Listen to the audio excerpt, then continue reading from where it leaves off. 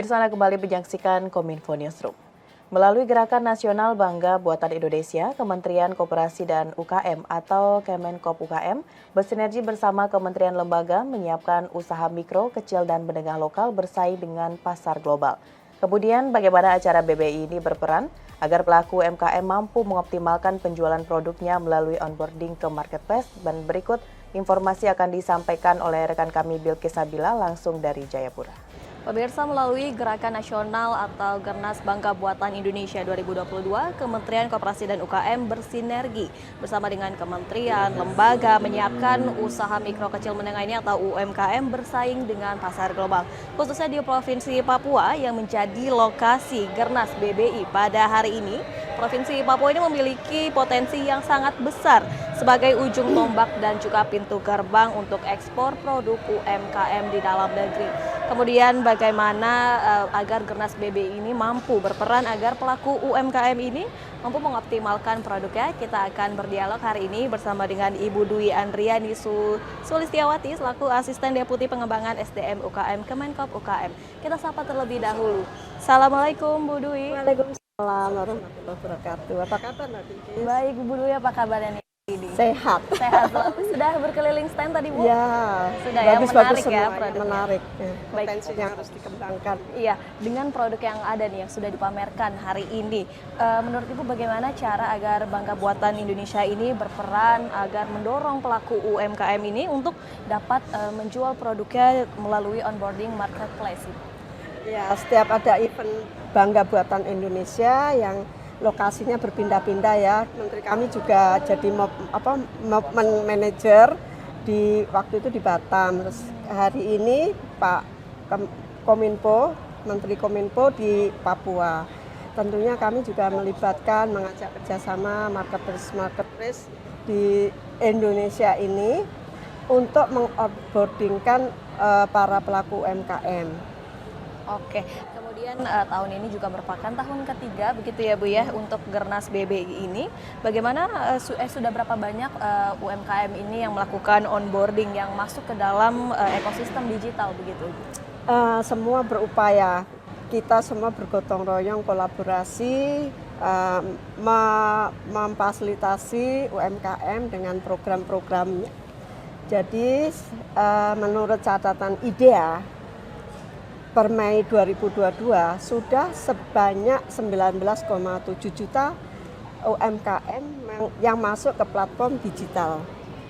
Jadi target dari 30 juta UMKM yang masuk platform digital di tahun 2024 sudah terrealisasi kurang lebih 29,64%.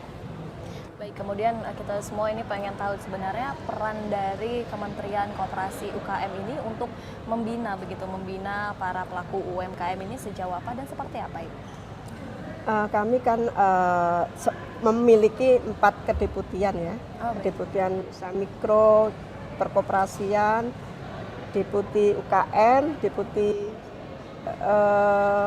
kewirausahaan. Jadi kami punya peran masing-masing ya. Kami punya program-program kegiatan tentang pelatihan ya, pengembangan SDM-nya. Kebetulan kami sebagai ASDEP pengembangan SDM UKM. Jadi selain kami melakukan pelatihan, ada pendampingan, kami juga supaya cakupannya lebih luas ke seluruh Indonesia, kami juga punya program Kampus UKM. Kampus UKM itu adalah pelatihan online yang dikemas dalam Kampus UKM namanya. Dan kami sudah melaksanakan kegiatan ini di tahun kedua. Tahun pertama rupanya itu disambut baik oleh masyarakat pelaku UMKM yang register itu ada 9.000 lebih di tahun 2021. Tahun ini juga hampir sama, namun itu terseleksi ya, terseleksi, dan kami juga ada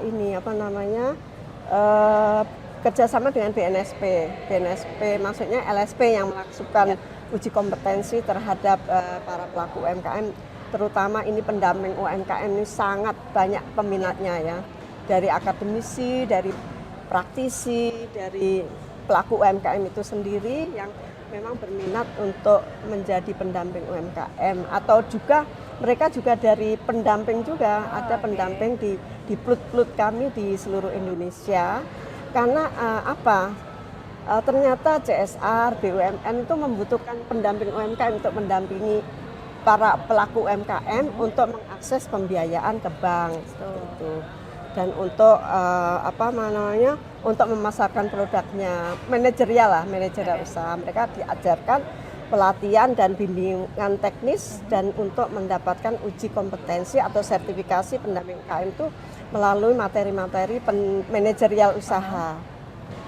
Oke, jadi sehingga yang dilakukan Kemenkop UKM ini juga membina gitu ya Bu, membina SDM ini agar unggul juga produk UMKM ya gitu. Kalau boleh tahu Bu, ini bagaimana caranya agar produk UMKM ini mendapatkan sertifikat begitu? Kategori apa sih sebenarnya yang dibutuhkan? Ya, kami membina bagaimana sih UMKM tadi supaya produknya bisa diterima masyarakat, tentunya harus memenuhi perizinan, terus memenuhi standarisasi supaya dipercaya oleh masyarakat atau buyer ya, konsumen kayak gitu, karena kita kan menjual sesuatu ya. Jadi dengan pelatihan di pengembangan SDM, tentunya sertifikasi yang kita lakukan adalah memberikan sertifikasi, menguji kompetensi SDM-nya. Ada juga yang menangani uji atau sertifikasi produknya ya.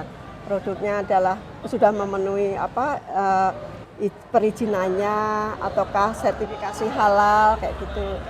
Oke, jadi ada beberapa kategori agar produk UMKM ini dapat mendapatkan sertifikat begitu ya. Kenapa sih pentingnya sertifikat ini juga untuk memberi kepercayaan kepada masyarakat begitu ya Bu ya? Oke, kemudian pemerintah ini juga pastinya melakukan pembinaan, monitoring dan evaluasi. Sejauh ini evaluasi yang dapat diberikan terhadap pelaku UMKM seperti apa ini? Tentunya evaluasi yang kami lakukan, pertama kami melihat sudah sejauh mana kegiatan kami ini berhasil atau tidak. Tentunya dari yang dibilang UMKM tadi naik kelas atau tidak ya, usaha mikro menjadi usaha kecil menjadi menengah, dan syukur-syukur dari usaha menengah menjadi usaha besar gitu. Nah, dengan melihat dari modal usaha, tentunya itu tidak kita prioritaskan yang jelas. Kita melihatnya akhirnya ke hasil penjualan per tahunnya. Oke, dengan hasil penjualan itu dapat dilakukan evaluasi ya Bu ya? Apakah UMKM ini betul bergerak begitu atau tidak, atau masih stuck di situ saja gitu? Oke, kemudian kebijakan penggunaan produk dalam negeri ini juga tentunya bertujuan untuk meningkatkan daya saing industri di dalam negeri. Menurut Ibu Dwi ini, sektor industri mana yang kiranya sudah siap bersaing dengan produk untuk di luar negeri? Ya, mungkin kalau di sini banyak kopi ya, di Papua. Kopi sudah mendapat pengakuan mungkin di seluruh dunia. Namun kita harus melihat lagi produk-produk yang lain. Mungkin dari kerajinan atau kria, wastra, tenun itu juga harus kita kembangkan. Nah, tentunya di situ apa yang harus kita lakukan? Kita melihat bagaimana desainnya, apakah sudah memenuhi pasar dalam negeri, luar negeri. Nah, kita perlukan pendampingan kalau gitu. Tidak mungkin desainnya itu saja, mesti harus kita menggandeng agregator, optaker, atau diaspora yang ada di luar negeri terkait dengan ekspor. Oke, boleh terakhir boleh sampaikan kepada masyarakat, ajakan kepada masyarakat untuk ayo menggunakan produk dalam negeri begitu Bu, silakan. Oke. Ya, selamat sore para pelaku UMKM yang kami cintai dimanapun berada. Ayo kita menggunakan produk dalam negeri untuk menuju Indonesia unggul, diakuin oleh negara lain, dan kita akan sejahtera setelah mendapatkan itu semua. Terima kasih. Baik, terima kasih banyak Ibu Dwi Andriani telah bergabung bersama kami pada hari ini. Salam sehat selalu. Terima kasih. Ya, pemirsa, itulah dialog kami bersama dengan Ibu Dwi Andriani Sulistiawati selaku Asisten Deputi Pengembangan SDM Kemenkop UKM dalam tema Kemenkop UKM dorong kebangkitan UKM lewat Gernas BBI. Demikian, sampai jumpa. Pemirsa, setelah jeda pariwara kami akan kembali dengan berbagai informasi lainnya. Tetaplah bersama Kominfo Newsroom.